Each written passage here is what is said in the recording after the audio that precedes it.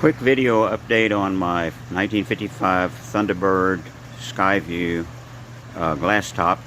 Now have the Vinyl Ester Primer for fiberglass installed and on the top, spray painted on and sanded down, ready to prime and paint. But here in Houston, Texas, it's been raining for the last week and for the next week, so I'm on hold, unfortunately.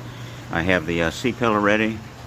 Had not been for the rain, it'd be at the upholstery shop, and we have the half headliner already done, or half done by now. But anyway, that's kind of how the C-pillar will look. But it came out very nice, very smooth, and made a couple other little changes on the car.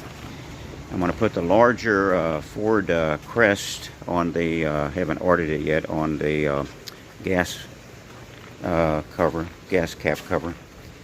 And I changed the grill to gold tone, which looks nice, and I'll put the larger Ford crest with the crown, and that's an old one I have that's bent and broken, but I have a new one on order on there just to make it.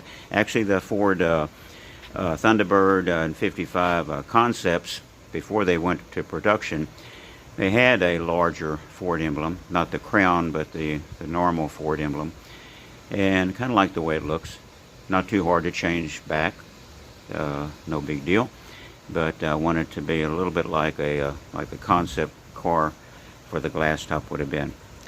So anyway, that's what we got. So see the gold shine a little bit there. So okay.